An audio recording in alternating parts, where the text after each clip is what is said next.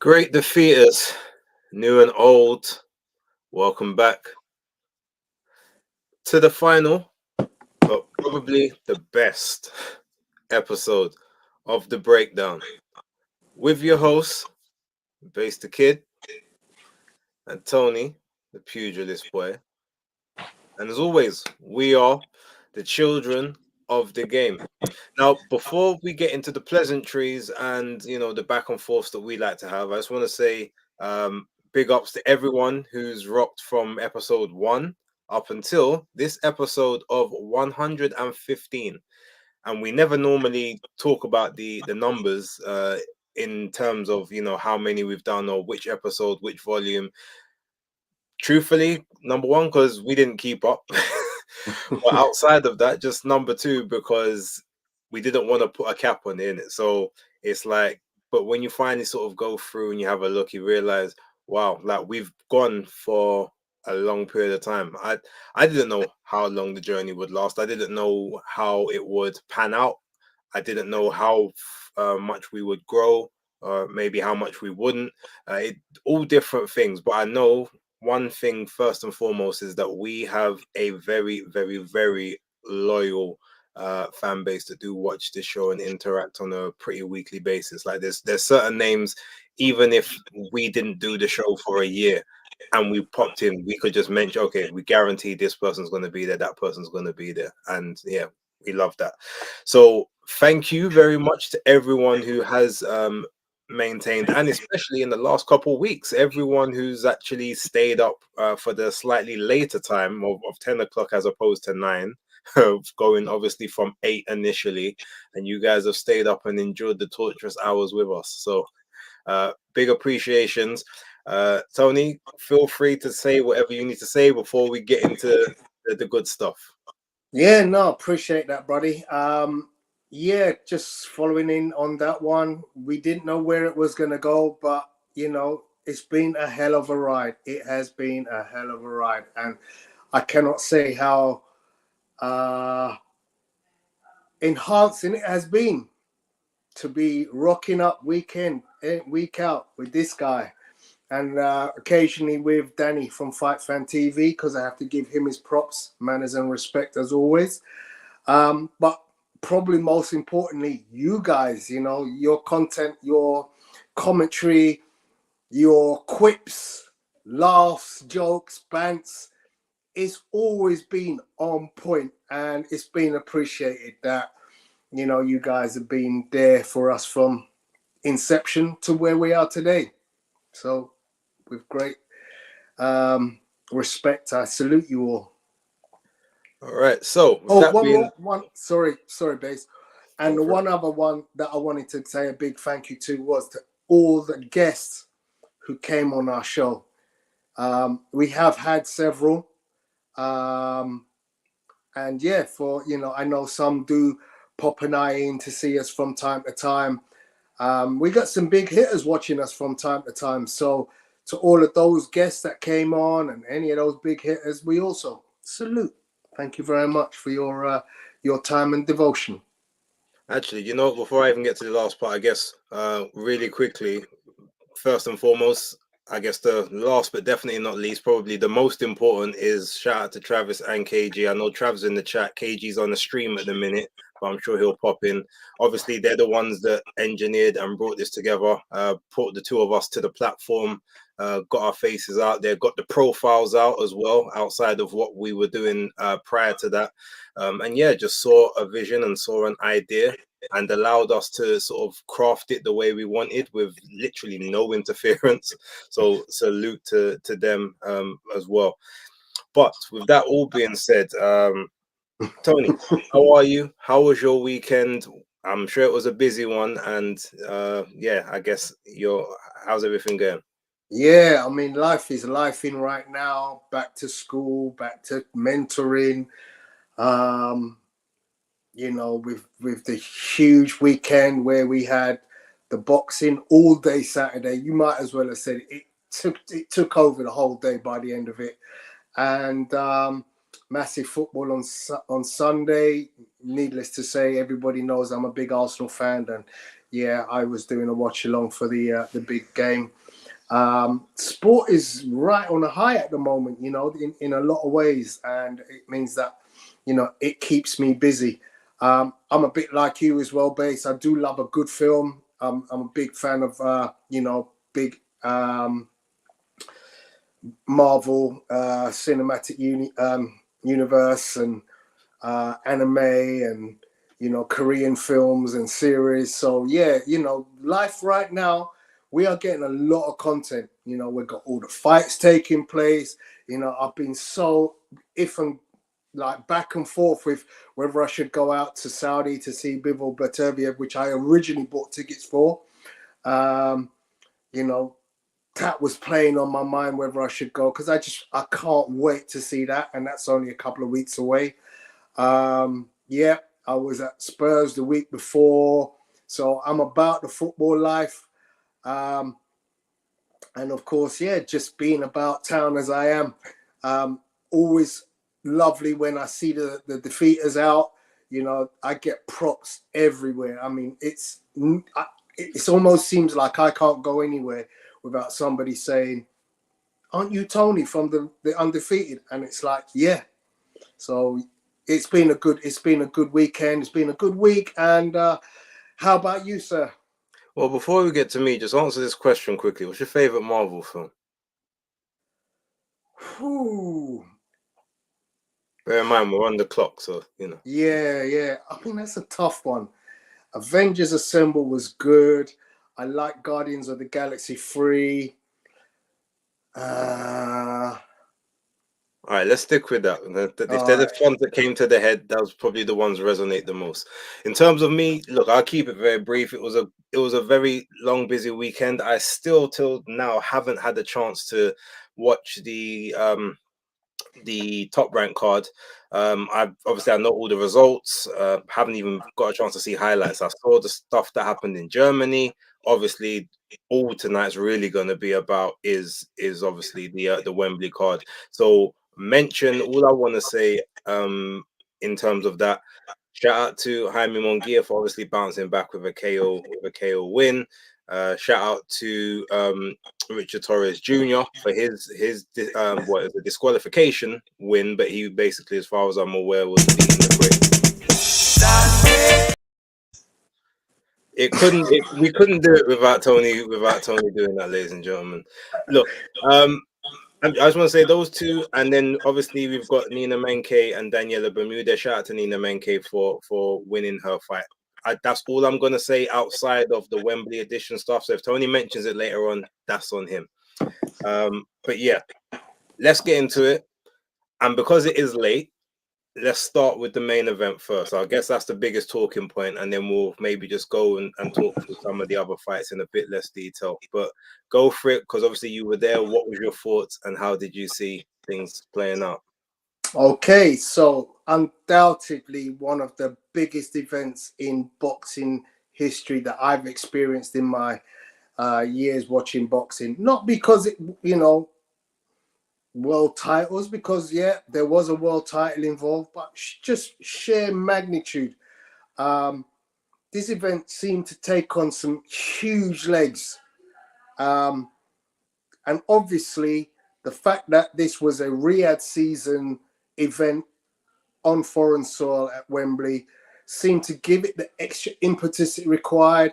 All due respect to Turkey Al Al Sheikh and the custodians of the Holy Mosque for putting on such a high profile card. I mean, you know, look, we lost two of the original fights, but the replacements, they were adequate. I'm not going to complain. There wasn't a fight on the night that to me was one-sided before it took place. There might be one fight where you said, well, okay, didn't expect that to finish as quickly as it was. But I was very impressed by the quality of the boxing overall. I went into the stadium on the third fight in. So I missed Chamberlain, Padley. I missed...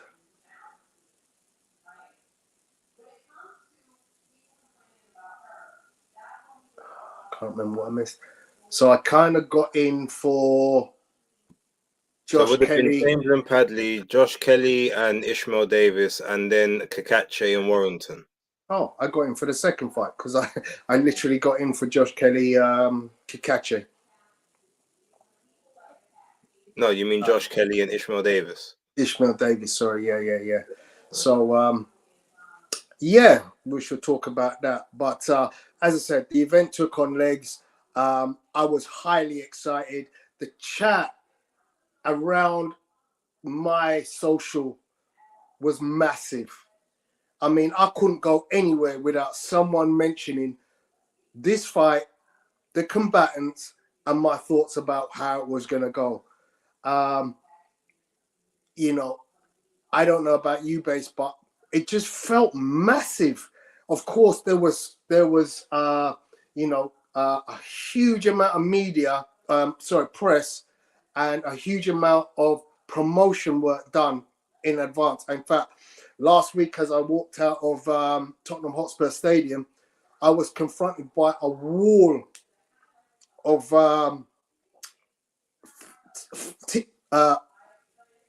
flyers, people giving out flyers for tickets for the event. And of course, it went on to become a 96,000 sellout event at Wembley, the biggest in the UK history. Now, my ideas, my thoughts before this fight were, I like Daniel. I've got a lot of respect for Daniel. More importantly, I love Don Charles. I have a deep affinity with Don Charles. You know, he's a gentleman that I have trained with, trained under, seen and out and about. I followed his career, and I can give nothing else but praise on how he does his work. And the fact is, I always felt that Don Charles and his team were working something very, very unique in the way they were getting Daniel Dubois to reinvent himself since the defeats to Joe Joyce and Alexander Usyk. And he was becoming something that I envisioned being a potential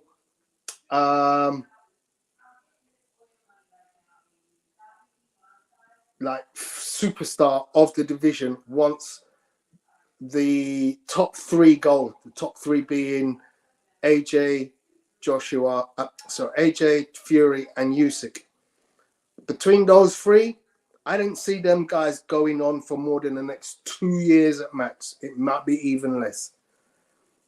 But, you know, in 2 years' time, I see there being a whole crop of different fighters duking it out for the title of Undisputed. And I could foresee Daniel Dubois being one of the very highest ranked amongst that group.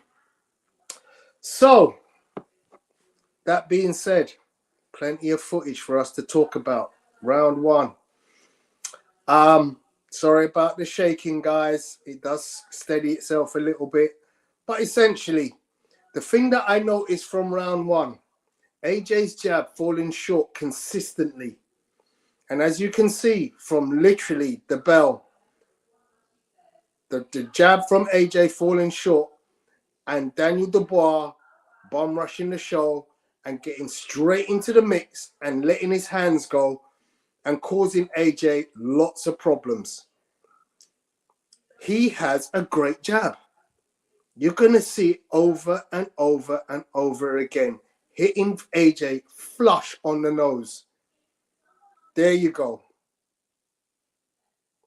You know, and AJ, see, look, the 1-2 there is just way too far, you know, and Dubois just seemed to know how to manage the distance well and then close in and essentially get his shots off before AJ got his.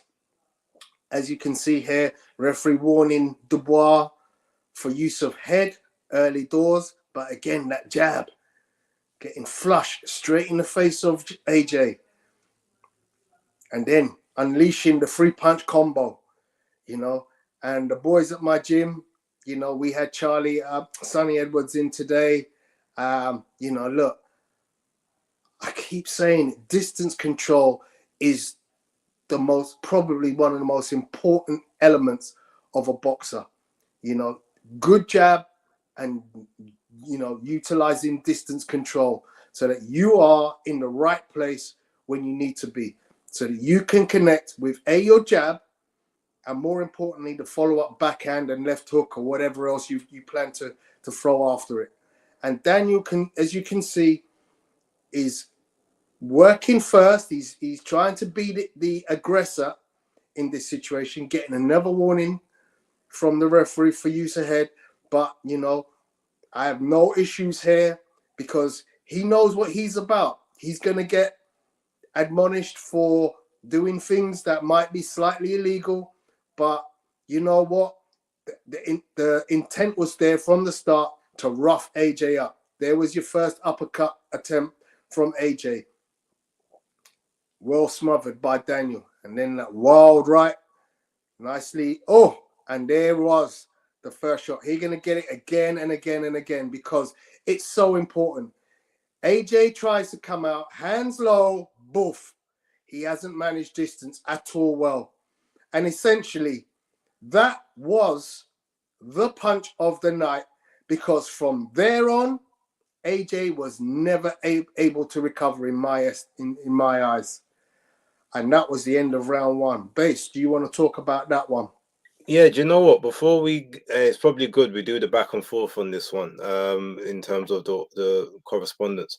But it's funny. I know that you had Frank Warren and I guess Don to a lesser extent, and a couple other people complaining about the referee's job. I know Maestro also had a really big issue with the referee, and I agree. He had some very, very poor moments in the fight. He didn't manage it as well as I would expect. I always think Mark Lyson is probably the best guy to do officiating over in this country. But with regards to, they're like, oh, Frank said he's, well, the first time he sort of even just goes into a clinch, he admonishes him for the head just immediately, and he didn't even do anything. But I'm like, well, no, Frank, we can clearly see that he's not even pushing his head into his chest, like he's literally up underneath his chin, pushing his head into him. Plus, at the arrivals, he unfortunately, whether it was quote unquote a joke or not, he said, whatever he need, punches, elbows, headbutts, like I'm got, by any means necessary. So if you already put it out there that you're not above getting your head into, into the fight, of course the referee is going to be more vigilant when you do things that are similar to what he did. And I'm pretty sure that AJ's team would have been also mentioning, look, we've seen him go in with the head before, so just keep an eye on that. Him being the A side, the referee's gonna take notice. So in terms of when they're like, oh, he's just admonishing him for no reason, I disagree. But getting into the fight and the first round itself, I think that first things first, Daniel Dubois just established center of the ring immediately. He barely took any backward steps. AJ was being very he was being very quick and almost like, what's the best word to use? He was being very hasty with trying to throw the backhand. It's almost like, because he knew the level of danger that Dubois could pose in the fight, he said, you know what, I don't want to be here for long. I don't want to have to be in this ring for longer than I need to be, because if I can't get him out of it early, it's a long night. And he fought like that. The jab was very lazy. The jab was inaccurate. And again, as I was saying the other day, when we're looking at the two of them, obviously Daniel Dubois' last fight was less than 4 months ago. It was about 3 and a bit months. Like, he's primed. The fight before that was just it was just under 6 months. He there was, he had been keeping sharp. 4 fights in a 13-month period, even though, yeah, there was 6 months between Miller and Hrgović, but there was a decent amount of time between the Usyk fight and the Miller fight, that so that he just was able to stay sharp, stay in mode. And Joshua had that same treatment last year up until when he fought Ngannou. So then him going from fighting every sort of 3 and a bit months to now fighting, or going back to that 6 months, you could tell he just looked lazy, looked a bit lethargic. Daniel was the heaviest he's ever been in terms of in terms of his body weight. He was just under 250, whereas he usually sits around the high 230s, the low 240s. But he ultimately said, all right, well, I'm preparing for, if the fight goes the distance, I'll trust my engine to do it, but I'm not preparing to go the distance. I'm preparing to show you that I'm the younger, bigger and stronger guy in there, and it's up to you to change that. And when he was, that jab, it was an up jab pretty much all the time. But even though he's got that wide arm position, but the arms were always where they needed to be to stop anything coming through straight. Joshua, I can't remember the last time I've ever seen Joshua with hands down here, especially the right hand. The right hand's normally here. I've never seen his right hand down here, even if the sort of the left hand might be a lead low hand or whatnot. So he started wrong. He got knocked back early. I don't know if that maybe took the confidence away. For okay, I can't stand straight in front of him, I've got to move. But even if he wanted to move, he should have held center of the ring, and just everything should have been lateral in that space. But he allowed Daniel to just he allowed him to build that forward momentum. Then got I think he got nervous or panicked and tried to obviously throw that huge right, thinking that that Daniel was Francis Ngannou. Like he's known how that goes. So to me, it was weird why you tried to do that. And yeah, I just thought crazy, misses, and then jumps back out of range with no defense, not knowing where the guy is right there in front of you. There's no reason for you to think, even if you think you're out of range, you still protect yourself. Like that's not the makings of a unified two-time world champion, and a guy that went through a decorated Olympic system. So I couldn't really explain any of that. There were some things he did quite well, I will say, but there was a lot of things that he did horrendously wrong in that first round. Go for it, Tony. I know you wish to say something. You're on mute. Sorry, yes. If you want, just click on the second round, and if you wouldn't mind, we take it in turns. You go through round two, yeah?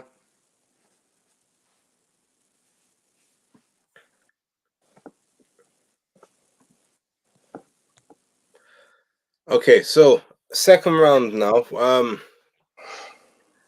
This round pretty much, look, he came out trying to establish the jab, just trying to get himself sort of back into things. But by this point, the legs weren't with him.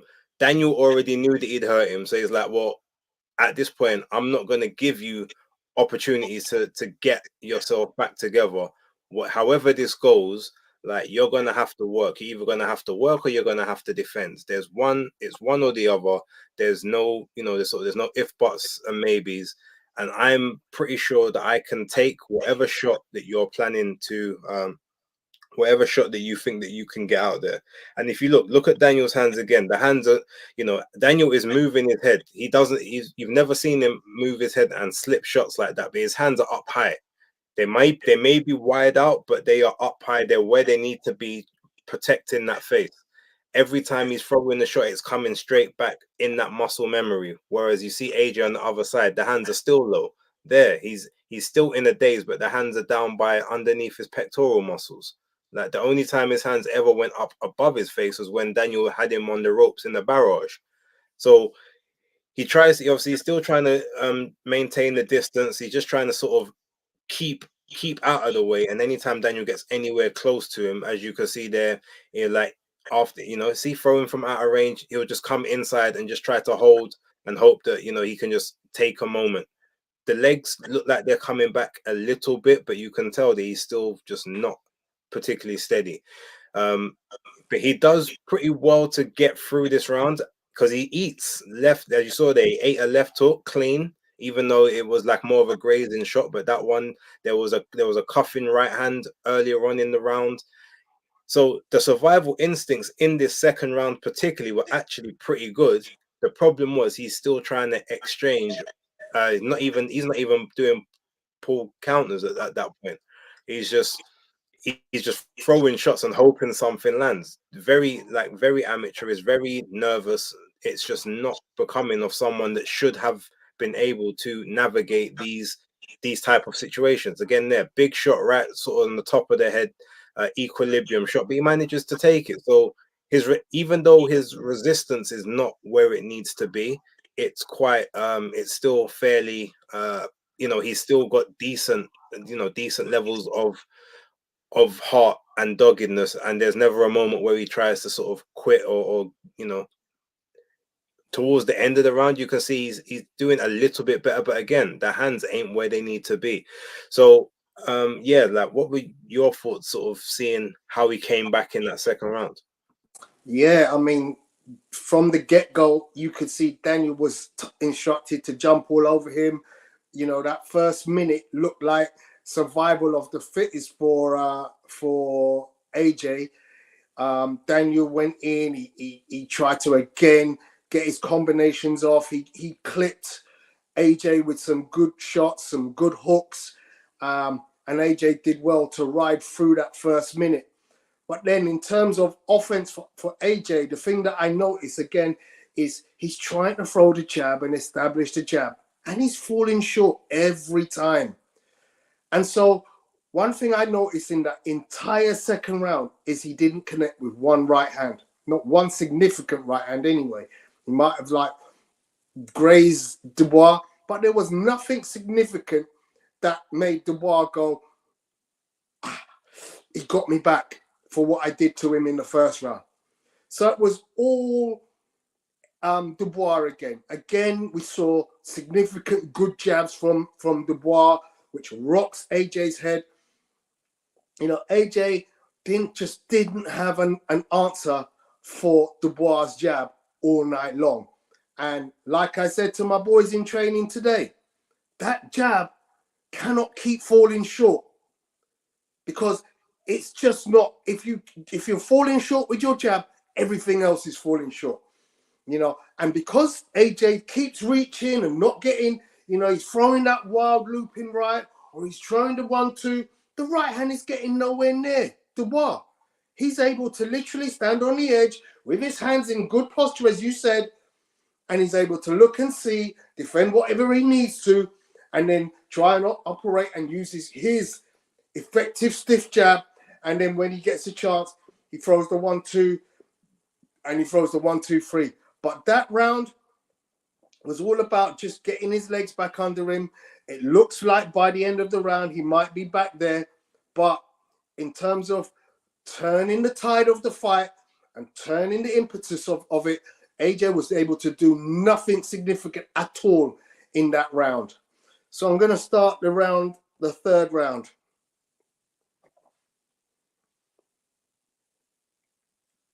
So the second round is the only round where there was a knockdown, where there wasn't a knockdown.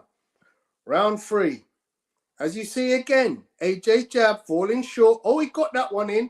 But look at what Dubois does. Timed him beautifully with the overhand right. Yeah, caught him with a jab just prior to it. AJ tries his own overhand right, and it goes over the shoulder of Daniel. Daniel's head movement was superb. His blocks and his head movement to stay away from AJ's shots was overall very good. Again, AJ pouring with his jab, falling short, you know, and it does nothing, you know. It lets Daniel go, okay, you carry on pouring with that jab, I'm going to time you. And he got him with 2 solid jabs there. And then he clips him. You know, it didn't have the effect, but it did touch. Again, AJ pouring, almost seemed to be afraid to move his feet, which is what he needs to do. You know, if you're going to throw the jab, you need to move your feet into range from thinking distance to striking distance. Again, a wild right, Dubois able to see it from a mile and duck underneath it. And then who's initiating the hold? It's AJ. Watch the jab from, oh, again, the hook and the jab. So instead of the jab and then a hook, it was the hook and then the jab. Again, good tactics from Daniel Dubois. And every time he seems to catch AJ, it's almost like it's just a reminder. There's a right hand coming up very soon, young man. And if you think my left hand hurts, wait till I touch you with the right. AJ gets a couple of jabs in. There again, look at the uppercut. AJ keeps throwing that uppercut, yeah, to say, I'm going to get you with my uppercut, but he's nowhere near Daniel Dubois. So the uppercut keeps falling short. And what does that tell Daniel Dubois? Oh, okay, you're going to keep throwing that naked uppercut, yeah? I got something for that, yeah? AJ holds. So all this time, Daniel is getting the data. He's working out, you know, the timing. The jab again. He knows AJ's going to move his head to the right. He's going to walk onto a right hand. Oh, the head might have gone in there a little bit dirtily. See AJ's head go to the right, and then he gets caught with a left hook. Oh, there it is. He touches down with both gloves, but the referee didn't start the count until he was actually properly down. And he's in a mess. The corner saves him. He's all over the place. He does not look like a man who really knows what he's doing. End of the third round. Over to you, Base. Yeah, I mean, the one thing is, right, it's hard to really talk and say, well, the first round is the only round where we can get definitive, clear idea of how badly his tactics were or how ineffective the technique was or any of the skills and stuff that he was portraying, purely because after that you can tell that he's clearly hurt, right? So we don't know to what level he's got consciousness. Maybe he's got an idea but the body just isn't, you know, responding to that. But the one thing that I've the one thing that I've kind of seen in this whole period is a lot of fighters, when they get hurt, the first thing they'll do is they run about, they move about, but the arms are always up low, they're up high. It's defense. They're thinking about a defense. His arms for the entire fight were down here. Now I would expect muscle memory to kick in a crisis, and normally you revert to type. I've never seen him in any fight where I've never seen him in any fight whereby like he's been hurt, but then his arms are always down by his. Even in the Andy Ruiz fight, they were higher up, like, and he was still winning certain rounds after that until like he got dropped again in those rounds. But they're here, whereas this entire fight, his arms just stayed down here. Now, is that because maybe he did too much strength and conditioning training? Like, were his arms tired? They said that apparently he might have been training in the hotel. Like, was he doing too much stuff whereby it was painful for his arms to be up by here? Because we know that in normal times, the longer you keep your arms in this position, the more strain you put on your shoulders, and like your arms get tired, everything. Were his arms just too big? Did he do too much work upper body and not enough conditioning in terms of the muscle to keep the arms? It's a theory, but I'm only highlighting that because usually your arms are never that low, especially when you're hurt and your body isn't moving the way it needs to move. Now, in terms of that round, he looked okay-ish at the start, but then again falling short, trying to throw shots from out of range. Maybe he was hoping that Daniel will spring into one, but there was no trying to set him up. There was no trying to read his patterns and then work off of them. I had said prior to the fight that he's gonna try to condition Daniel for certain shots, but then he's probably gonna be a bit perturbed or a bit, you know, unawares of what of how it's going to play out when Daniel just doesn't give him the shots that he's expecting, because Daniel's always going to implement his game. He doesn't care what you're doing. He's not trying to defend what you're doing. He's just going to do what he's doing and tell you, well, you got to stop this. And in that entire sense, I don't think that was something. I thought that would be something that happened, and AJ might be surprised, but I thought, well, your level of experience, you're supposed to be able to come through that, and he just didn't.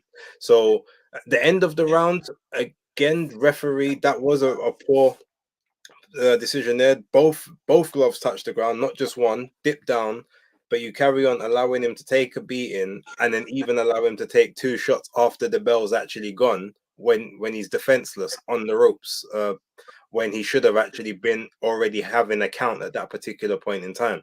So that was definitely a bit of bad decision making and refereeing there for Marcus McDonald. And we don't know how much that affected him, because in the second round, it like he was getting back to it. Third round, he was doing okay. Yes, he was being very hasty in certain moves, but he was not that bad up until you get to that point, and then you come out for the fourth round, which we'll talk about in one moment, and then there's no legs, because he took some clean shots on the ropes that he shouldn't have taken, because it should have been broken up. So yeah, in terms of that, that's kind of my thoughts on that. If we now go to round 4. Oh, sorry, Base. Can I interrupt you? Oh, sorry. Yeah. There's a super chat. Do we, at this stage, with 2 rounds left or 1.5 rounds left, do you want to just address some of the chat, because there is a hell of a lot of chat? Or should we carry on and then do the chat after?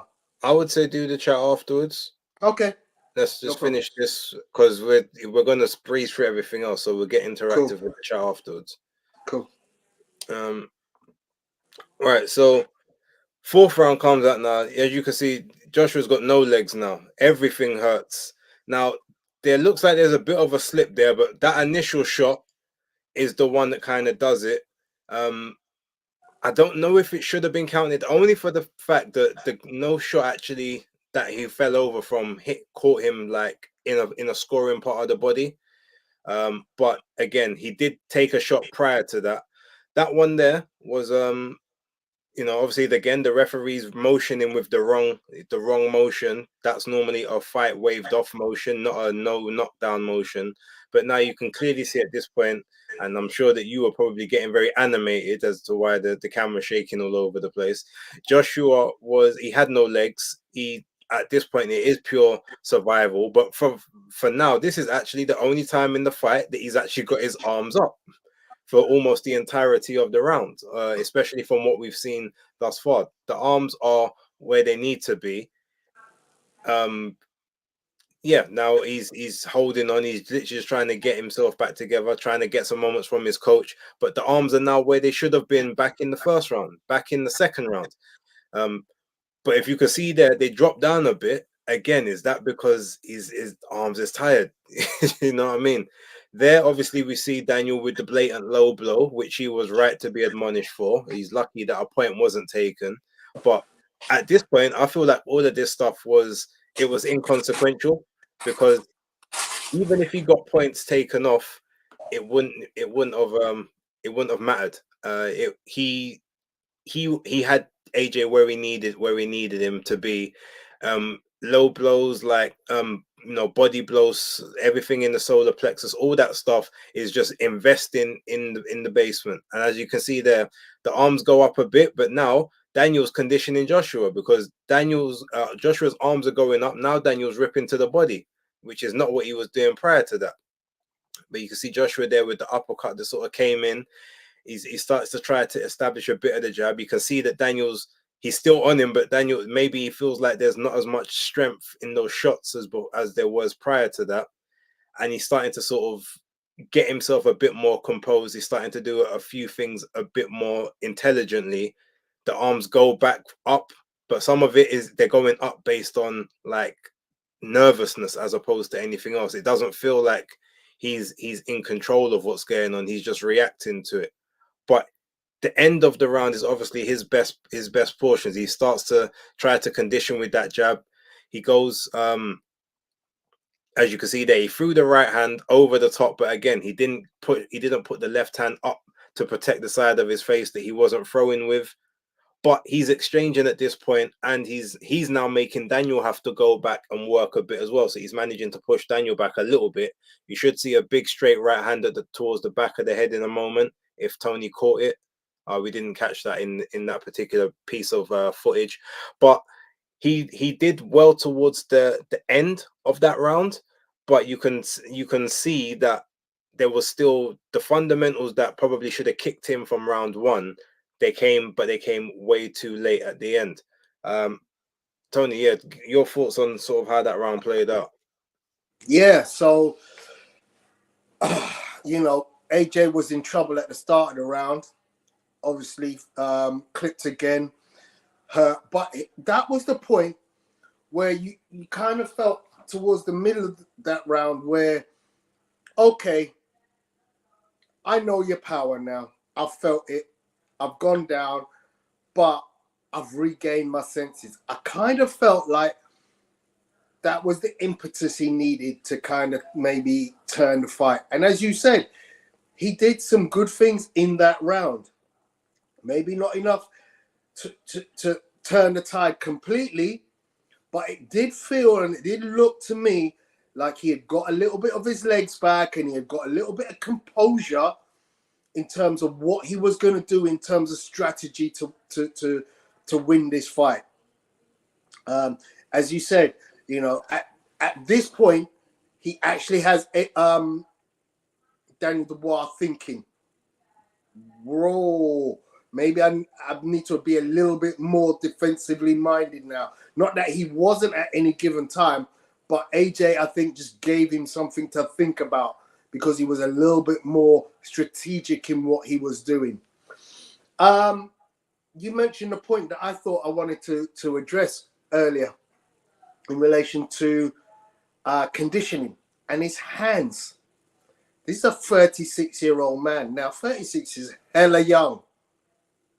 But actually, in boxing terms, he's a senior citizen. He's had a lot of rounds.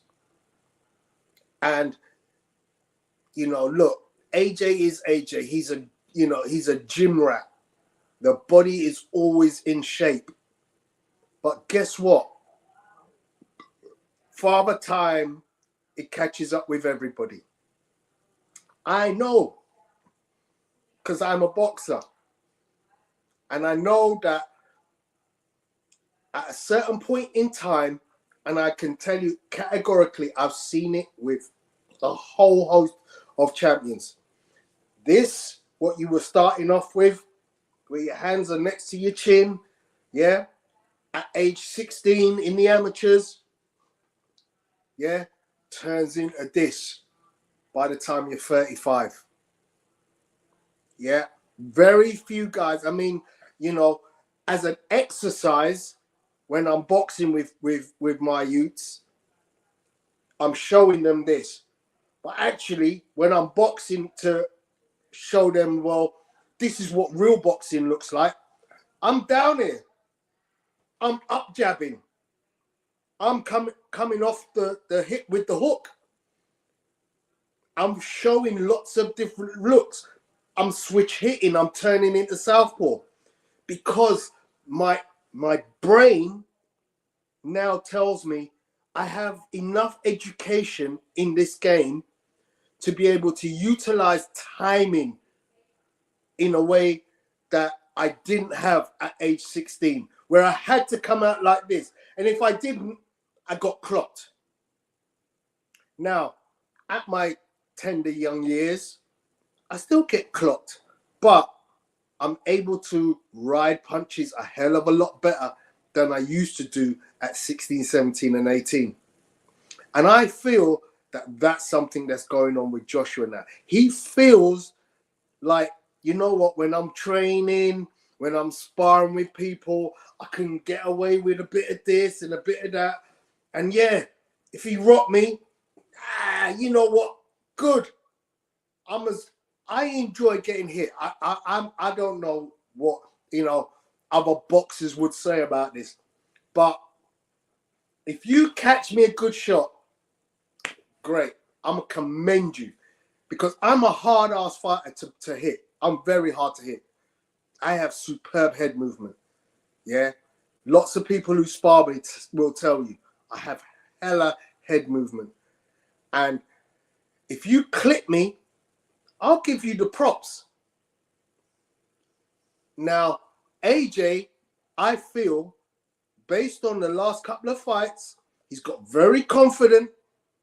He walked through Ngannou. He battered Hellenius. He dealt with Wallin. And I just feel like the confidence levels have got to the point where he probably thinks, yeah, I don't need to be here. Because those hands are now so much harder to maintain here all the time. He's got big ass arms. I don't have arms nearly as big as him. But I know my arms slowly, round 1 I could be here, round 2 I'm there, round 3 bruv, by the time I'm round 10, my hands are at my waist. I'm quite often sparring with my hands on my knees because I'm like, bloody hell, I'm so tired. But I still got the timing to move my head out of the way and launch a shot off my knee. I feel AJ's got that issue. He's literally got to the point where he feels so confident that he feels he can do certain things like riding through shots. And the reason I say that is because in that last round we just saw, there was all of this. The tongue started coming out, smiling. Oh yeah, I got this, I got this. And if you listen to the words that come out of his mouth at the end of that round, he's shit, bro. I got this. You're not built like us.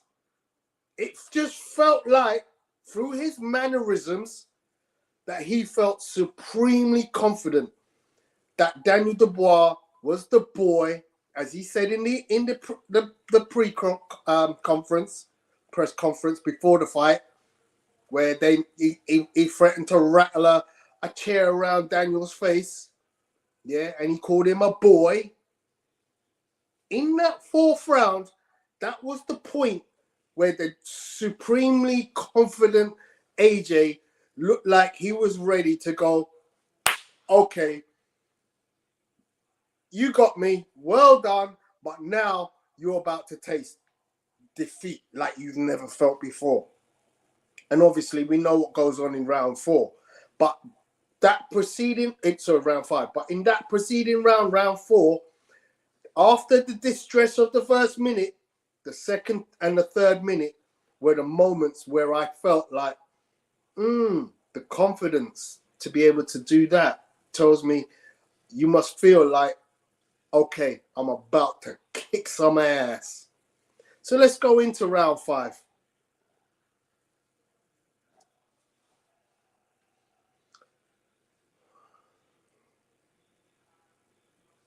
As I said, I think AJ feels confident, but Daniel's backing him up already. He's trying to establish the jab, swapping jabs.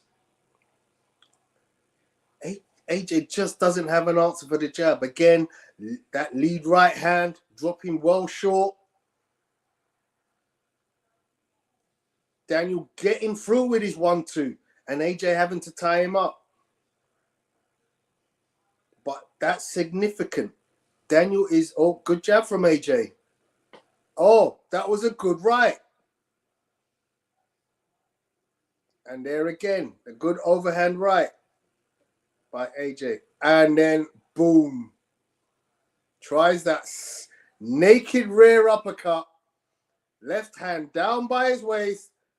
And perfectly timed. You see what happened just before? This is round 5.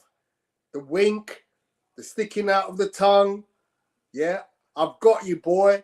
I've got you, boy. Take that. Take that. But no, I was overconfident. And in the time of overconfidence, Daniel Dubois launched a significant right straight to the naked chin and game over. Perfect strategy from Daniel throughout the entire fight. He used his brain absolutely brilliantly. He was able to time AJ. He rattled him from the get-go. And yeah, that's all she wrote. Base, over to you. Yeah, look, I'll keep it brief on that one. Again, he came out very well in the fifth round, and the arms was where they needed to be. The right hand was high. The right hand was it was protecting the chin where it needed to be. It was a lot higher up than it was prior to that. He actually came out with a nice jab, but again on the back foot, moving around trying to feint rather than holding center and making Daniel have to work. But he established the best and the first jab of the round and used that as his lead point to actually take the round. But again, throwing out of range, but thinking all I need to do is just land one straight and I'll turn this tide. And then he obviously gets caught with a couple of shots there in the corner. He comes out and gets caught with a jab, but that's where he sees the moment. He sees where Daniel's now in range. They both exchange and then bang, but he catches him finally because Daniel keeps his feet. He keeps his feet static than rather than pushing back as he did previously. But then obviously we see what we saw. And yeah, that again goes back to the Ruiz situation. We don't even need to really see the rest of that. It goes back to that Ruiz situation where he takes him out and gets overconfident, just wants to be out of there, wants the fight to be over, and in his hastiness leaves himself vulnerable to a counter. And I've noticed he has only ever done that in 3 fights. He did it in the Klitschko fight, again, his second time at Wembley, but the first time as the main event, 90,000 people. His first time in America, trying to crack the American market and being cognizant of the fact that Deontay Wilder got a 1-round KO from Dominic Brazil like just a month before, and now in this fight. Every other fight where he's got someone hurt, usually he may throw 1 or 2 shots, but he will back off after a while. If they don't go down straight away, he takes a time. But in his 3 biggest proving ground moments in his career, it's like he's been desperate to just get out of the ring. It's like the pressure's now on me, and I don't want to be here longer than I need to be because I can feel whether it's nervous energy, whether the energy's draining. He's been hasty in those 3 moments, and in all of those 3 moments after he was hasty, he ended up getting knocked down. Yeah, so it's unfortunate that that's the way it played out. Again, he started the 5th round a lot better than he started any other round. Towards the back end of the 4th, he had success. If he could have built on that, that's one thing. Did he have the legs to go another 2 or 3 rounds to hopefully be able to get through? Maybe not. Apparently, they said that was my opportunity. I'm gonna take it now because I don't think I can get past with the level of damage I've taken. Maybe, but either way, the over eagerness, the amateurness, the just the in it. What we should never be saying, the inexperience. There's no way you should be inexperienced, having been a boxer now professionally for 14 years, and fought at the top levels against other Olympic gold medalists and other world class athletes or technicians. You're supposed to pick that up. And if you look at Daniel, for instance, remember, obviously, Alex Krassyuk said that he would take severe beatings against Usyk, but those beatings will be the making of him. Well, if you look at what they've done since then, like, I'm not saying that they've become masterful technicians at XYZ, but like they've clearly taken the experience from that loss specifically and improved upon it and know what they have to do to go through it. You see, Jaime Munguia took the loss from Canelo, and look what he did. Canelo took the loss from Floyd, and he used that to just get better. AJ doesn't seem to be like improving off of the losses. He improves off of the victories, but the losses, it's almost like he reverts back to that 18-year-old that just stepped in the gym at the first time. That in itself might be where the concern is, because you shouldn't be in a position to be getting caught with certain shots. Yeah, you can get knocked out in an exchange, or someone can counter you or time you, but you should never be able to be timed like that with absolutely no defense at all. If anything, their shot is supposed to be so swift it actually comes around your guard to catch you, or as you're bringing your guard up, it manages to get there just a bit too quick. But the shot wasn't a fast shot. It was heavy, but it wasn't like it was a lightning shot. Like, you just were in a position with your chin high in the air, not protecting it, and he just saw it. He saw it. He must have thought it was Christmas come early. Like, it's September, man was wrapping presents already. He's like, okay, that literally he gave it was a gift wrapped hand, because it was a free shot. And it was a free shot because AJ went amateurish. The same thing that Leo Santa Cruz did against Javonte Davis, which caused him to get caught with that vicious uppercut. Getting greedy off of one bit of success and then not basically following the fundamentals, not setting things up afterwards, just trying to end it in one moment, maybe because you're fearful of what's going to happen if you don't end it in that moment.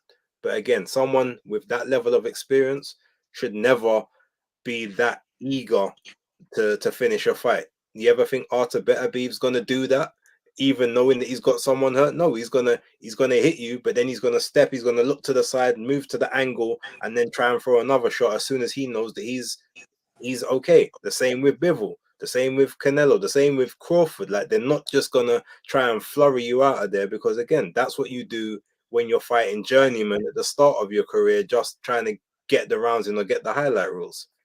So look, it was a very, very poor performance overall. Like I said, there were some sparks in there. There were some bits that still make me believe that if they were to have a rematch, he definitely can win it. The same way I believe that Dubois could win this fight, but I thought AJ would win.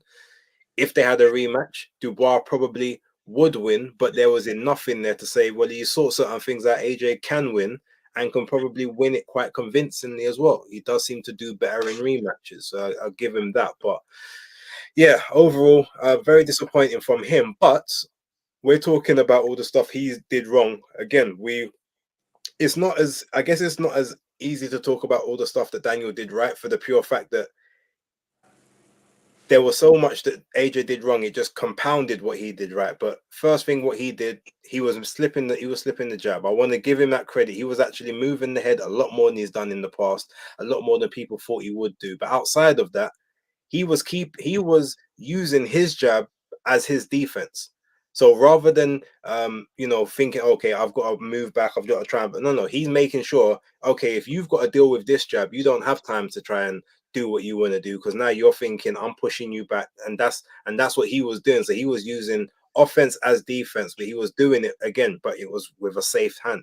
The hand was always where it needed, even though the elbow's out here, the hand was always where it needed to be in order to keep himself safe. And he just knew ultimately, look, I want this more than you.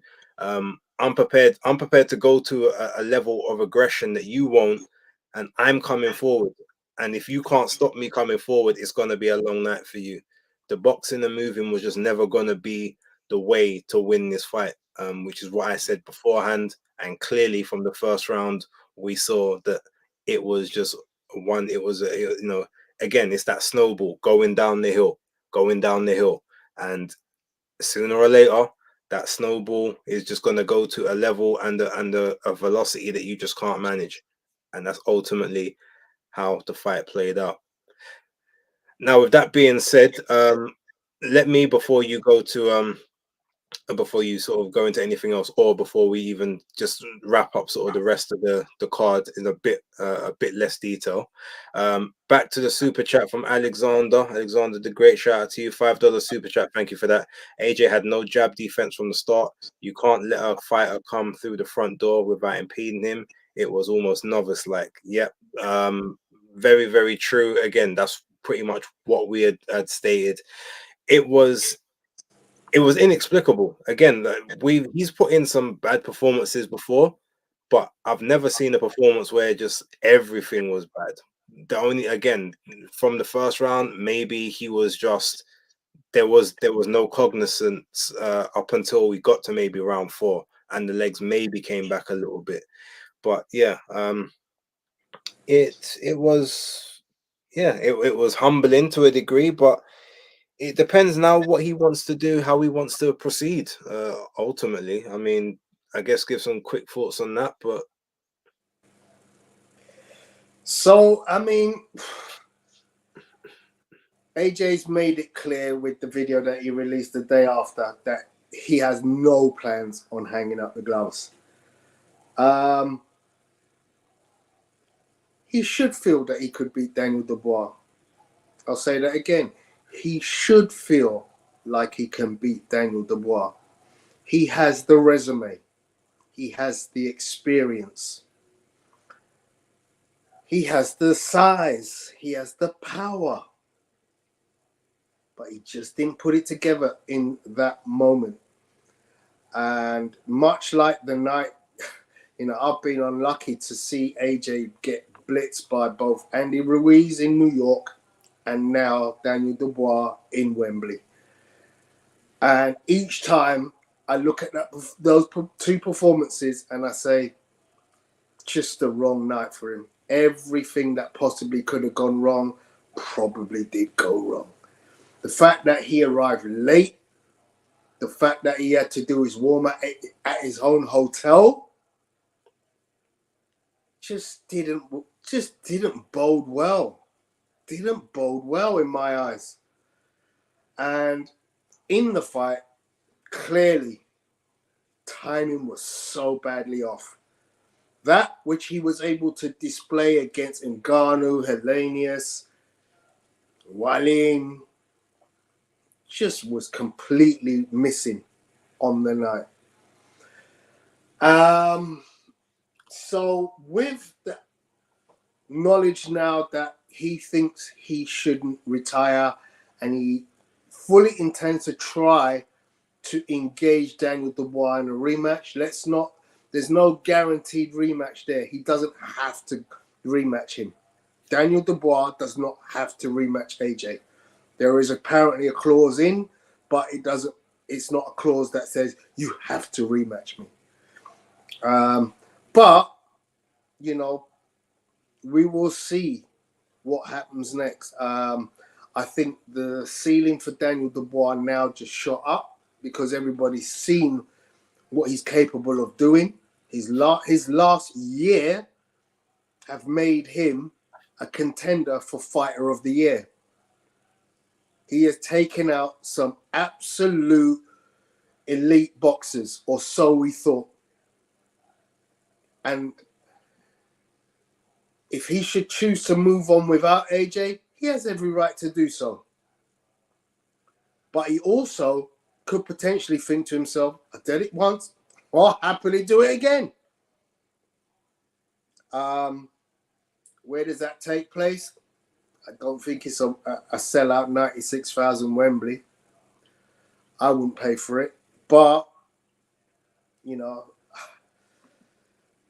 who knows what Turkey Al Sheikh and the custodians will want to do with their cash cow, because we've seen the apparent pay-per-view figures. We've seen the ticket generated numbers for the stadium. They must have made a killing. Yeah, that gate receipt at the prices I paid and the rest of the people in that stadium, there was not a cheap seat for anybody. I've been to a few stadiums. Most recently before that, I was at the Crystal Palace stadium. I never paid no big money. And I was sat on the floor at the side of the ring. Very close to the ring. Anyone who's seen me knows I was close. And I didn't pay anywhere near what I paid at Wembley. So I can imagine, I don't know if you know anything on the figure for the gate receipts base. Hasn't been released yet. But he made hella money. Hella. The pay-per-view numbers are circulating at about 600,000 currently. That's what is being touted. okay, right. Well, look, we got to move on from that part now. We could have spent the entire show talking about what went wrong for him, what went right for Daniel, next moves, but there was several other fights on there that we obviously need to go to. Now, what I will say is they're not going to be anywhere near as detailed, unfortunately. Let's save the South London redemption until the very last one. Um, I guess look, chief support, Hamza Sheeraz, Tyler Denny. Give us your thoughts on that fight, and I guess how you saw it going, what you saw when you was in the stadium. Yeah, so interestingly, I thought there was going to be a break just before that fight, but there wasn't. And as a result, I came in at the second round, having gone to get a drink and use the gentleman's.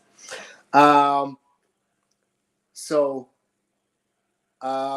this was a fight that I felt, I was at Hamza's previous fight in Saudi. I honestly believe he is a world champion in the making. I think he has all the attributes to become a dominant player in the middleweight division. And as much as I like Tyler Denny, he's a heart on his sleeve fighter. I just felt Hamza just had too much. And I also feel he hits so damn hard that anybody who steps in the ring, you better have a superb defense. And so it was no surprise when I returned in the second round, I saw Hamza just putting it on Tyler Denny. Now, to me, it looked like a premature stoppage, but based on what I saw, I don't think it was going to go anything in the favor of Tyler Denny had he been allowed to continue. And that really is it. I mean, Hamza Sheeraz has everything in his locker. He has great distance control. He uses, long distance boxing to a T. When he has, the long levers, which he has, when he has the advantage to be able to outbox an opponent, he does it. And he does it handily. And I've seen it over and over and over again. From day dot, even when he was fighting bums, I just kind of felt this kid he gets it right. He does the right thing. He makes the right decisions in fights. When he needs to trade, he trades. When he needs to move around and catch breath, he does that. And again, yesterday came out, rather weekend, he came out, established himself, put the hurt on, and then closed the show. So over to you, the base. Yeah.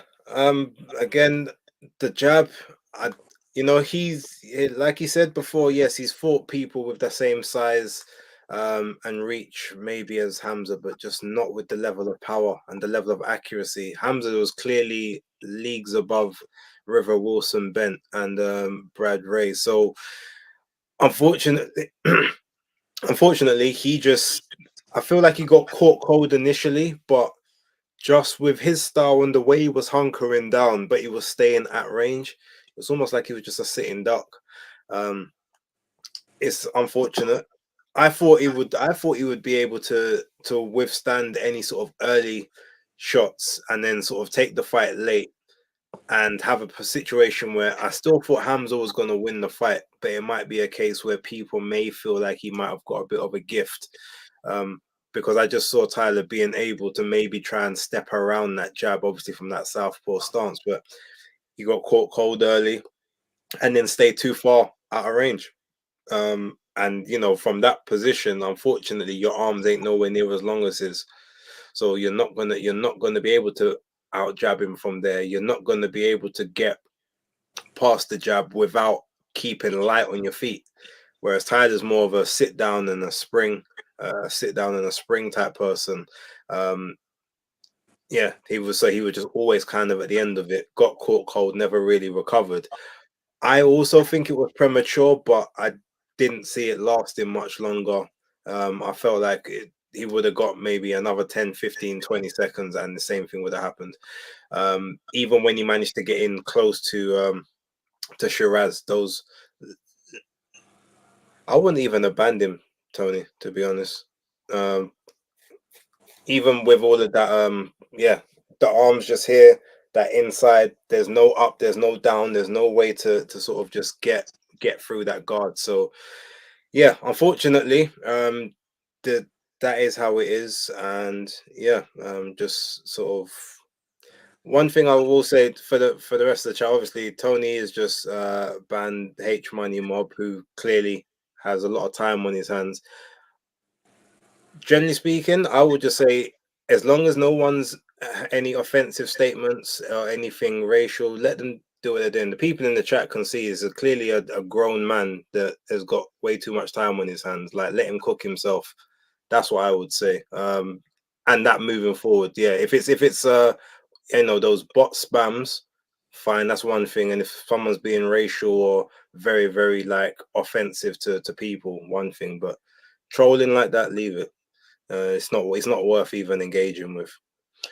Um, yeah, so that's that one. I managed to just see Josh Padley and um Mark Chamberlain earlier on this morning, and yeah, I actually thought that was a good performance by Josh Padley. Again, orthodox to southpaw fight. Padley being the orthodox, Chamberlain being the southpaw, but it was the movement. Chamberlain couldn't deal with movement. I guess he's used to people sort of being a bit more stationary in front, even if they can, even if they might have a little bit of a lateral or a back and forth movement. He's got, unfortunately, his movement was he was up and down. He was able to swing outside of range. He was um moving to the sides. It was very, he stayed safe pretty much throughout the entire fight, which I found to be um pretty impressive. The first couple rounds though, I did have it level after 4 rounds when I was watching it. um I saw the good work that Padley was doing, but there was certain success that I did see um Chamberlain, which I'm not sure if he was getting credit for. Maybe because Padley may have slightly been outworking or getting a few sort of eye-catching moments, even though the impactful stuff was happening from Chamberlain. But with the point deduction and the knockdown in the 8th round, it was always going to be a hard night's work for Chamberlain to come back, even though he is, was the house favorite and one of Turkey's favorite fighters. But yeah, commiserations to him. Congratulations to Padley, who I had not seen before, hence why I didn't even give a prediction on that fight. Um, but I will definitely be looking in future. And he also said, "Look, I haven't got any promoter, so I'm going to go on holiday with the fiance. If anyone wants to sign me up, I'm ready to talk." So if I was Eddie, I would sign him just to say, "Yeah, we got one back on Queensbury." It was that was the plan all along. Um, that would be a good bit of bants. But yeah, look, congratulations to him. He's just changed his life. He said he's got to go back to the day job just to get a couple coins in until he maybe gets a contract or a couple more fight dates. I'm happy to see where the journey goes to. I don't know if you bothered to watch that after you got there, Tony. No, I didn't. Okay, all right. So Joshua Kelly, Ishmael Davis. I know that you saw part of that, or you saw some of that. Just give us your quick thoughts on that one. Yeah, sure. I mean, it's interesting. I had Sonny Edwards at the gym today, and we were talking about this fight because obviously Ishmael Davis is managed by Sonny Edwards, and he took this fight on 6 days' notice. But it was an early fight on the card in the brilliant sunlight. Here's my footage, and Ishmael applied a lot of pressure, as you can see. Josh moving around, but Josh, I think, just seemed to have the IQ on knowing how to nick the rounds.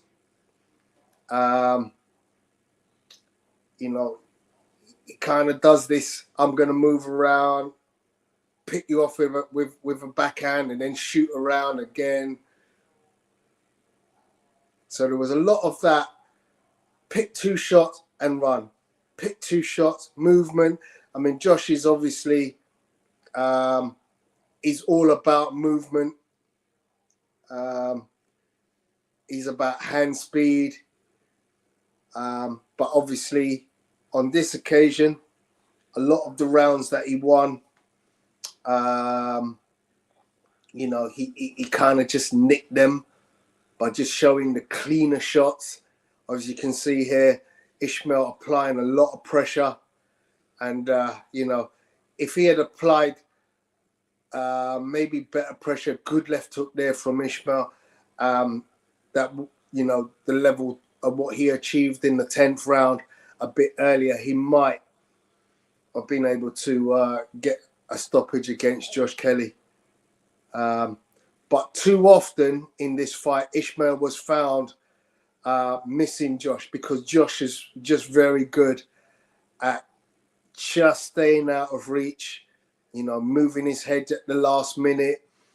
As you can see, you know, when he needs to tie up Ishmael, he ties him up. And effectively, as I said, he was able to nick significant number of rounds in this fight to win it by unanimous decision. I'm not sold on Josh Kelly. I saw him win a absolute steal of a decision in New York on the undercard of AJ versus Ruiz.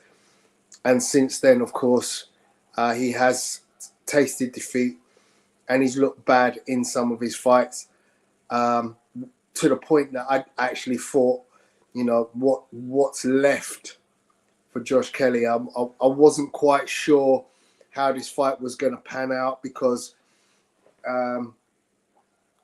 Ishmael taking it on short notice, did he have enough in terms of ring IQ to be able to deal with a switch hitter, a dancer, a mover, the likes of Josh Kelly, Pretty Boy Kelly? And so it played out, you know. Ishmael, as I said, applied a lot of pressure throughout the fight, but just wasn't able to establish sufficient engagement with Josh in significant portions of rounds. He was successful in bits and pieces, but it wasn't really until the 10th round that he actually was able to kind of knock Josh around the ring and, you know, take that round, you know, unanimously for me. But up until that point, Josh did what Josh does, which is dance around, look pretty, show flashes of brilliance with some of his blistering hand speed, and catching Ishmael, you know, flat-footed at points. Base? Yeah, look, the best style to beat a person like Josh Kelly is always going to be, you know, a proper, skilled pressure fighter, someone that, you know, can come forward with a high guard, make him have to work, and just sort of tire him out. That's not Ishmael Davis. Like, pressure fighting is not his forte. He is by trade a boxer puncher. As such, he is a person that will equal parts offense and defense. He'll try to sort of sit in the pocket with someone that wants to exchange with him and basically fight off of their counters and try to sort of time them in between their shots. Him having to chase someone isn't really his forte, especially when he likes to hunker down to get leverage on the punches. So he was following Josh Kelly around the ring a lot, not necessarily cutting the ring off, a lot of the times falling out of range when he was trying to pop the jab or to employ the backhand. The only time he was managing to have any sustained success was when he was switching mid-stance from popping the jab, throwing the backhand, maybe missing that, but shooting straight into southpaw, and then popping the jab from the southpaw stance. And he managed to catch Josh Kelly with that several times, early, sort of early to mid rounds, even though Kelly was, you know, he was landing the more, I guess, the more eye-catching stuff. Ishmael was doing quite a good job of defending quite a bit. Like, he was blocking a lot. He was investing to the body a little bit, but it was all the type of work that is setting you up to maybe get a knockout late on, but you maybe ain't winning the rounds. So if you don't get the knockout, then you're in problems. And that's kind of the way it played out. He had a few rounds in the middle, specifically where he did extremely well and made it telling that maybe the tide could be turning. But then Josh Kelly kind of got back on his bike, and then only up until that very last round where he was basically the early work that Ishmael had been implementing started to pay dividends, and you thought, oh, this could be the moment. But unfortunately, because it was the 12th round that started, and maybe not the 10th or the 11th, and with Ishmael not being a straight one punch KO type artist, Josh Kelly was able to sort of survive those scares and do what he needed to do to win the fight. Now, because I didn't score it directly on the night, I can't really say whether I agree or don't agree with the draw card, the 114, 114, the 115, 113, 115, 114. But it looked as if there were some closer rounds than maybe certain people believed there to be. But ultimately, I think Ishmael, if he had had 2 weeks notice or 3 weeks, maybe he would have been able to affect certain other styles, or be able to train a bit more for someone who's gonna do all the moving that someone like Josh Kelly does. But the thing that this fight kind of showed me was, in terms of their levels of ability, Josh maybe has a bit more of the fundamental stuff, although he does a lot of things very, very unorthodox and dangerous. But the trajectory and the ceiling of both guys, Ishmael Davis has a much higher ceiling, because I've seen him improve fight after fight. Maybe the gas tank is maybe a certain issue, but you can see the incremental increases in level, whereas Josh Kelly has seemed to plateau, and to a lesser extent, sometimes even like he's declined. So if they were to fight again and have a rematch, I would definitely pick Ishmael Davis to win that again. But I know that's not a situation that Josh and that team want. So yeah, it's kind of my thoughts on that one. So moving swiftly on, we don't even have time for the conjecture at the moment, people. Anthony Kachie, Josh Warrington. Again, this, to me, I'm going to keep my thoughts on this one very, very brief. Kakache, he fell foul to quite a few body shots in the fight. I felt like he wasn't really taking those shots that well. So I'm assuming him talking about trying to move up to 135, maybe because the weight cut is starting to impact him a little bit, the same way as it was probably doing Cordina earlier. When things were at range and on the outside of range, he had the speed advantage, he had the reach, he had the size, and as you can see, he's kind of just got Josh Kelly. He's got Josh Warrington just backing up. But anytime Warrington kind of was able to get closer, Kakachi was able to kind of control him with their extra size. But that's where Warrington was having a bit more success, but him hanging back behind the jab like he did there is just what kind of lost him pure rounds. I just feel like it's a situation where, yeah, the timing, it was a little bit slower, maybe fighting with the a little additional weight on him. He's obviously a much smaller guy than Kakache. He's just a bit out of his depth. He's probably very, very hard to make 126 now, but 130 he's too small for. So yeah, I don't know what he kind of does moving forward, but if he still wants that American journey, go for it. Maybe you can bow out on that fight rather than this one, because I know that is still something he wanted. But we'll wait and see. Either way, he didn't disgrace himself in there, but yeah, he was just sort of out-muscled, outgunned, and I think the sort of the 117, 111 type cards were correct. And yeah, interesting to see what he does moving forward. Tony, give your thoughts on that one while it's still playing. Yeah, sure. So, listen, props to Josh Warrington. He's been derided a hell of a lot in his career, but he, at the end of the fight, he did put his gloves in the middle of the ring and announced that he was retiring. And this was the last hurrah. And if it was a decent hurrah. It was a decent hurrah. He gave Anthony Kakache some moments. It was typical Josh Warrington.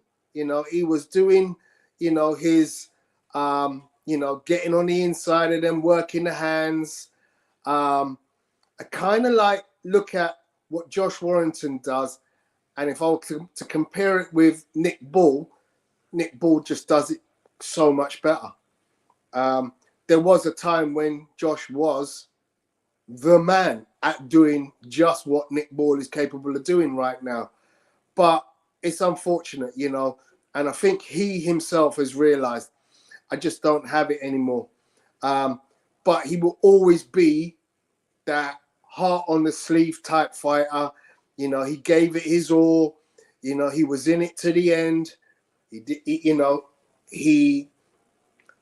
I don't know what was up with Kachie, because based on the way Kachie performed against Joe Cordina, I felt that he might have got a stoppage against Josh Warrington because he's bringing a man up from a lower weight, and I just felt he had the weapons to be able to really hurt Josh with you know his work and the way he could maintain a really grueling pace. I mean, he just outworked Joe Cordina so well.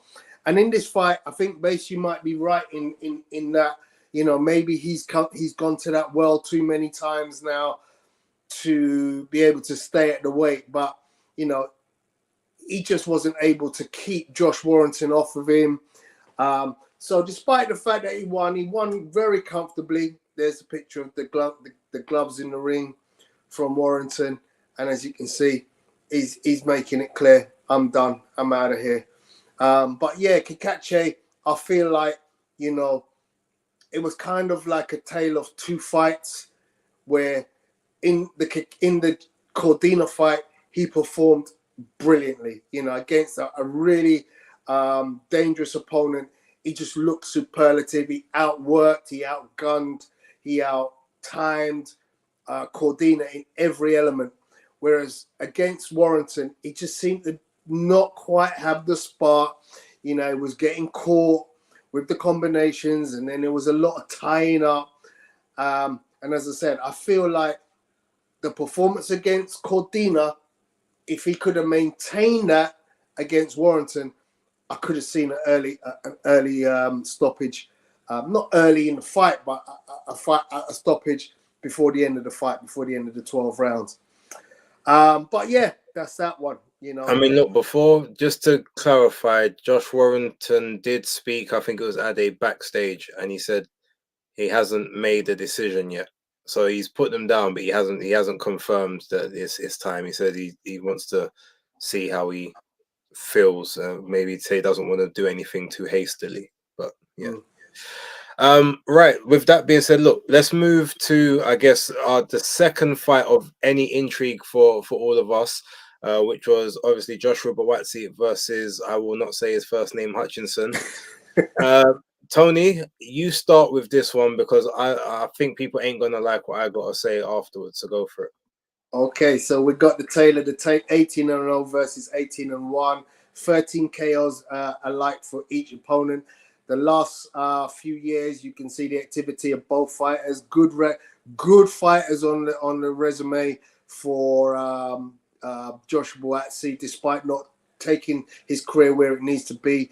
Not quite so great for Willie Hutchinson in terms of the resume of fighters, but he's been active, and obviously the win against Craig Richards was the one that elevated him. So yeah, this was redemption for South London. You know, Willie Hutchinson had done extremely well in his previous fight, and we were expecting nothing but fireworks in this fight, because the two protagonists were extremely vocal about you know, feelings towards each other. Things turned into a bit of a wrestling show between the two at the press conference. And yeah, here we go. So here we go with the action. Excellent performance. Well, I can't say excellent performance from Josh. There were points in times where he didn't look quite excellent, but he managed to establish himself with his jab. And what I liked with Josh was, from the get-go, he set to work on the body work. You know, he was down working the jab to the body, and then when he would proceed and get into range, instead of being totally head dominant with his attack, he used a lot of body attack to soften up the midsection of Willie Hutchinson, and that would go on to pay dividends for him later on in the fight, where he would achieve two knockdowns as a result of body work.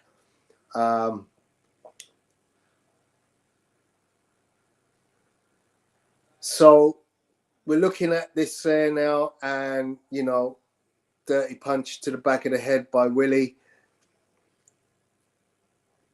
Josh didn't allow Willie Hutchinson to gain any momentum in this fight. He used his jab really well. I thought he stayed a little bit too static in front of Willie, so you can see Willie getting shots off and hitting Josh because he doesn't move his head off the center line. But what Josh is very good at is catching shots. He was very good at catching a lot of those jabs, like you see there. Again, and then countering with his own very quick right hand. So he was very good at the catch counter, very good at counter punching Willie. And Willie was, I think, feeling very early doors the dominance and the aggression and the power of Josh Buatsi. And eventually that would all allow Josh to be pretty dominant in this fight with his timing. Again, good use of jab and then going down to the body when Willie gets a hold of his head. What was that rear naked uppercut that we saw a bit earlier tonight from Willie?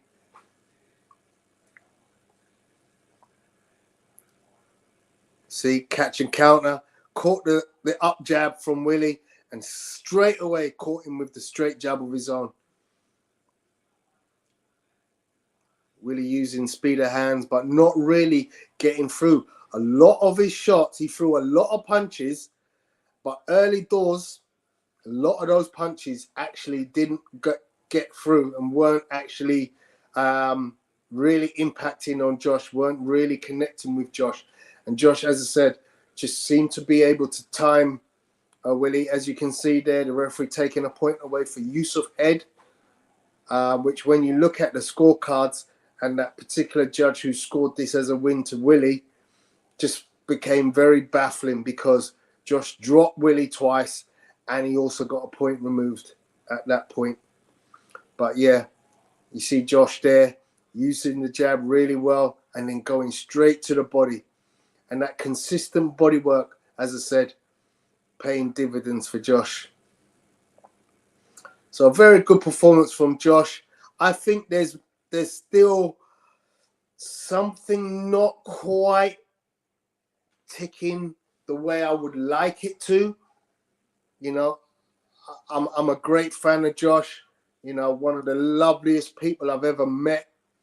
Been lucky to dress him up in a Taylor's Roll suit. But yeah, he did what he had to do. He got the decision. Split decision though it was.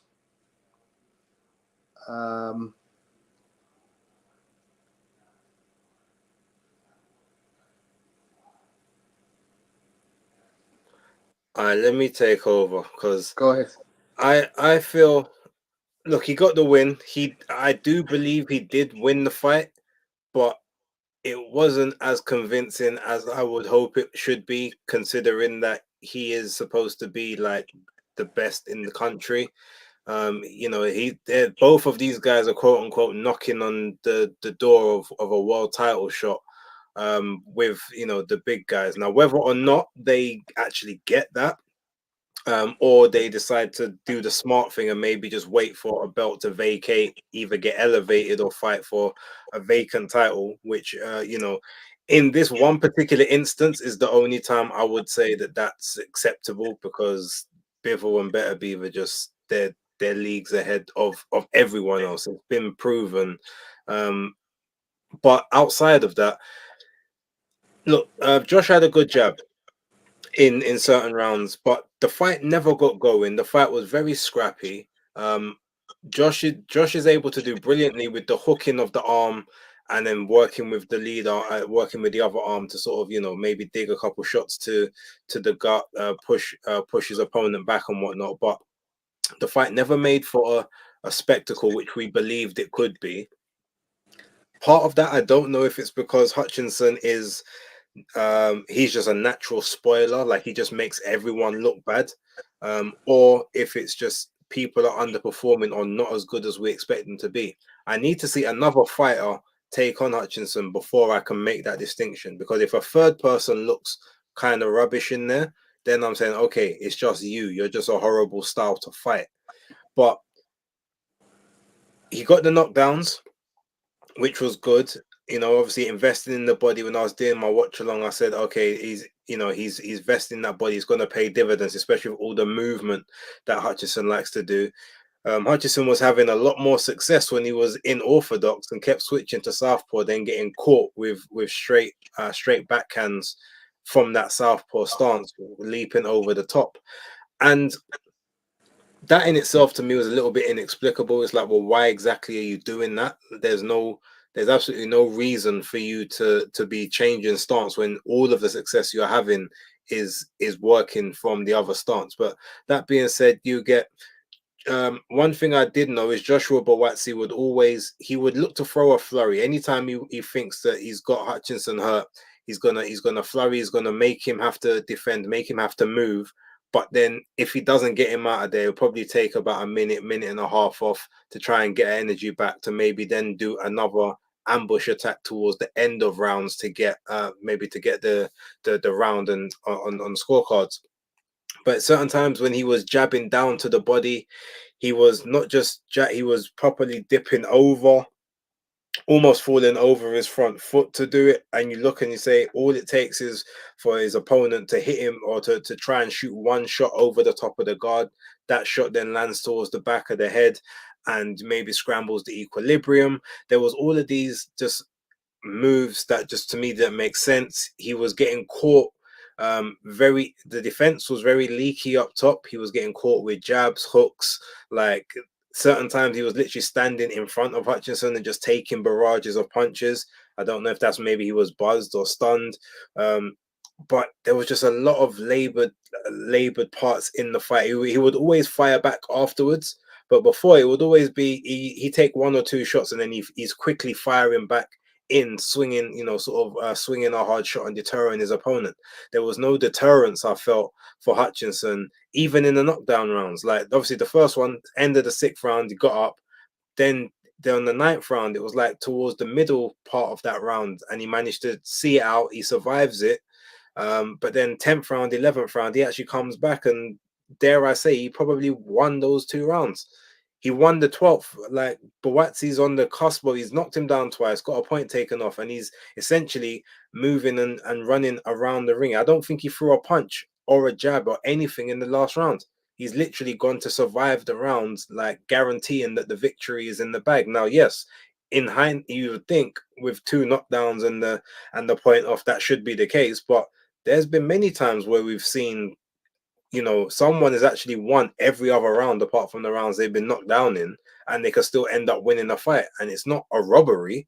But yeah, there's those persistent gas tank issues that I've spoken about before. I'm sure other people have spoken about. It just seems as if he doesn't have that overdrive to go into when it's all like, when he's got the opportunity to get someone out of there. If they don't fall in the sort of the first 6 or 7 rounds, he either needs a huge amount of time off or he's just coasting and playing it safe. Now with Dan Aziz, okay, that makes sense. They're brethren. Craig Richards, there was no, I would say, coasting, but again, brethren's friends or know each other. They're friendly. They got a relationship with each other. The Stepien fight was again more of the same. It's just a case. Is it just a case that he's just regressing in terms of his actual abilities or the raw things that he did as a younger fighter they're, now that they've maybe either been coached out of him or he's become a bit more mellow as a, a older grown man in his 30s, does he just not have that same spite? Yeah, it's all good to win on points here and there, but unfortunately, you're not getting the chance to go points with a better BF, with a performance like that, where you're trying to manage your reserves as well. And Bivell's got an engine to outwork you, um, probably to outbox you, but to outwork you as well. So I wasn't I wasn't as impressed as a few other people were. Look, I'm happy you got the win, and you obviously honor, South London and all of that, and shout outs for doing the job there. But even then, it's like the victory itself was tainted with the fact that it was a split decision. Now, yes, we all know it shouldn't have been, because I wasn't scoring the fight, but I couldn't give Hutchinson more than 6 rounds maximum from what I was watching. But that still being said, like, you didn't get that work clean. Like, you didn't do what you should have really been doing to this guy after having him hurt on several occasions. And it wasn't like, oh, Hutchinson was just running and trying to defend for the next 3 rounds and you just couldn't get to him. No, he was actually pressing the action on you, and you were the one defending and running. Um, and that just, it didn't really sit well with me. So while I'm, again, I'm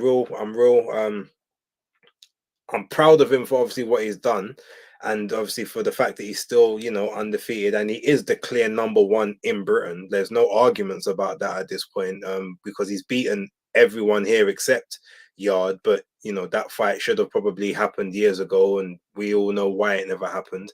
But outside of that, it's just a case of, all right, you've done that, but it just doesn't feel like you've got that extra level to be a threat on the world stage. So yeah, I don't know. The jury's out. I'm still gonna give him. Obviously I've got to see him in those fights, and I'm hoping that he can do what he needs to do. But yeah, it just, I wasn't impressed. I was very disappointed in the overall performance. There was good moments, but there was just a lot of stuff that I wasn't happy with. But again, I will retract that statement in the future if I see someone else go in there against Hutchinson, beat him, but look horrible doing it, or look just awful. Then I'll know, okay, it's just him. He just makes people look like that, and maybe I can retract or maybe soften my stance a little bit. But yeah, that's my thoughts on there. Tony, if you want to give any retorts to that, feel free, and then we can sort of wrap up and let the people get to their beds.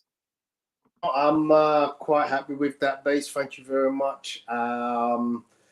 Yeah, I'm still confident on the outcome of what will happen with Josh Buatsi going forward. I think he is the best light heavyweight in the country. I think he beats Anthony Yard.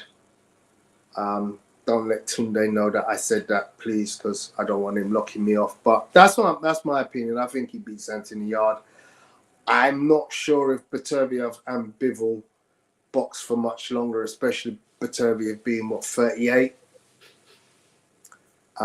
So with one of them at least possibly retiring, we know what the Alphabet Gang like to do once you get that unification done. Normally something ends up being let out of the hat, and there's a world title up for grabs, as you mentioned. Josh Buatsi is in prime position to contest or even be elevated into one of them world title championship statuses.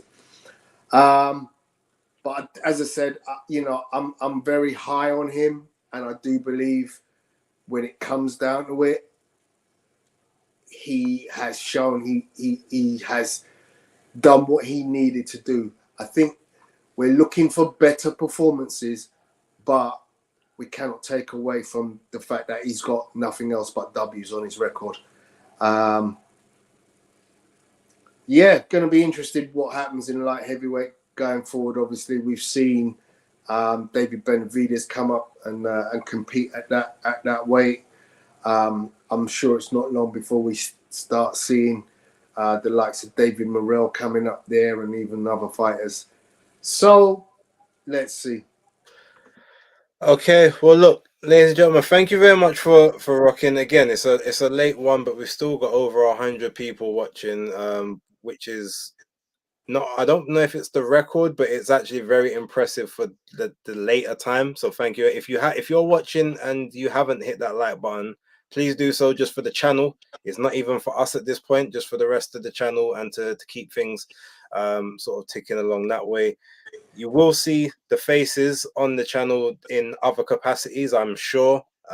There may be times where we even get some special edition breakdown episodes. Who knows? There's a lot of stuff that's still to sort of be worked out behind the scenes. But yeah, Tony, before we sign off, do you want to just say anything to the people? Just sort of about your own thoughts and the journey on this? Yeah, I mean, just to repeat some of the stuff for the latecomers, I said it at the start of it.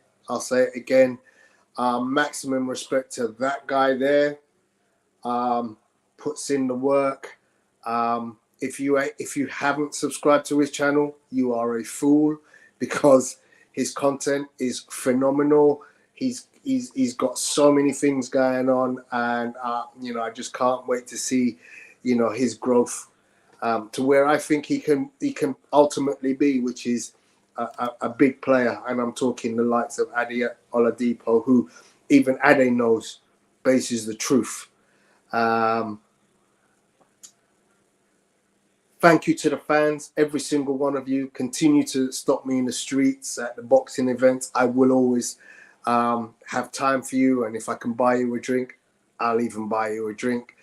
To the guests who have come onto the show, I can't name them all because there have been quite a few, but Shannon Ryan, Zizu Almayuf,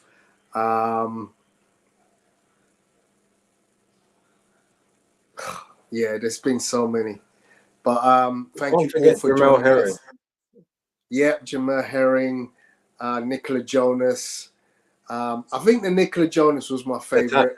Natasha Jonas, sorry. Natasha Jonas was one of my favorites. Definitely enjoyed Zizou. I'm a big fan of his. Not even for his boxing, just for him as a human being. I think the guy is one of the most down-to-earth human beings that I have ever met. It was great to see him this weekend during fight week here in London. And he continues to keep in contact with me. Yeah, Base, thank you very much for everything. And as you said, KG and Travis for giving us the platform to just enjoy being part of this undefeated family.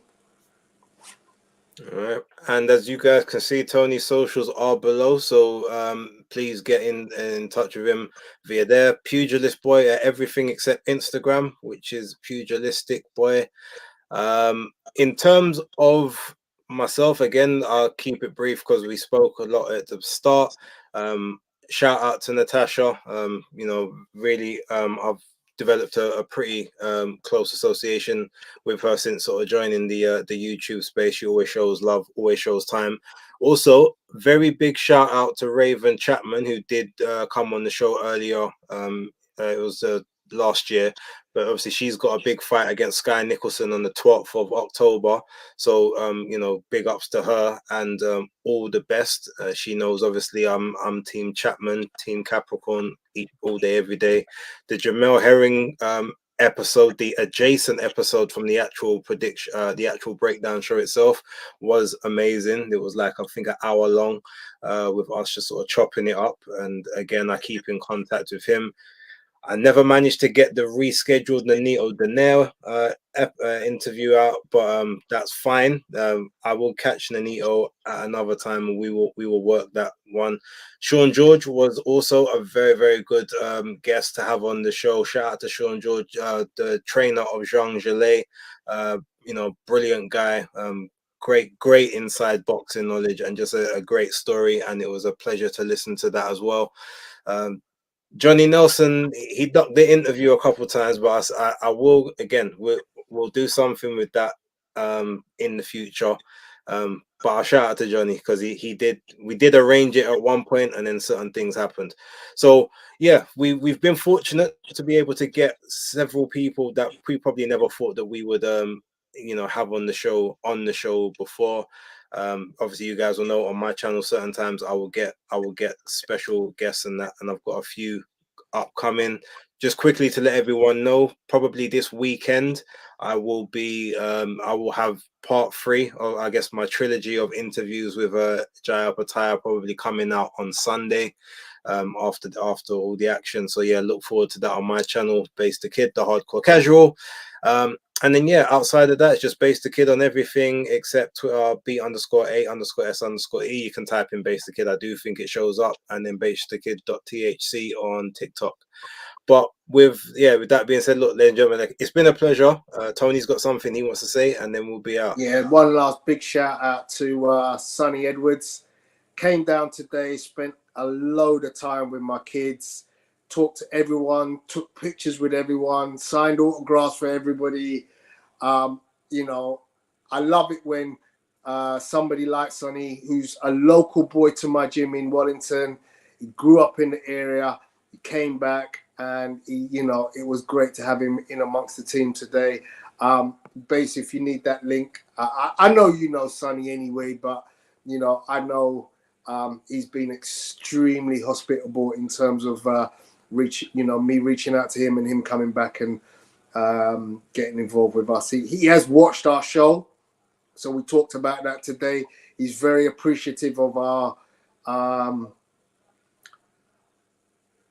our appreciation of his style, of his boxing technique. I know there have been some conflict with the channel previously, not on our part, but we've been extremely respectful to him and admired his performances in the ring, and I think that was a relationship which I'm keen to maintain. So thank you very much, Sonny, for that. Let me just address this comment real quick, Jay. Obviously, I've been watching you in the chat. You've been on top form. Shout out to you. Very, very funny. But I just want to, for my personal part, I can't speak for Tony. He can speak for himself. But when it's all like BaseDaKID, it's an acronym. So it's not, it's not literally me thinking of myself even as a young person. I won't tell you what KID actually means. Like, if you know me from before boxing, people will know what it means. But I just want to put that out there for you. So yes, I'm well over 30, but it's not them settings. As for Pugilistboy, you'd have to speak to Tony. There was a question earlier, which Muhammad Ali fight is my favorite. It's a bit of a difficult one for me to make a decision because I recognize that Cassius Clay was a thing of beauty. So yeah, the Cleveland Williams fight, definitely up there. The Sonny Liston 2, the decapitation of Henry Cooper here in London, 1. And then the 3 fights against Joe Frazier. Specifically, probably the Thriller in Manila being my favorite of those 3. All right, cool. Well, look, ladies and gentlemen, get a good night's sleep. We're not sure when we will see you, but probably we'll see you again in the future. But if not, it's been real. But yeah, thank you very much for rocking with us. We are out 115 episodes deep.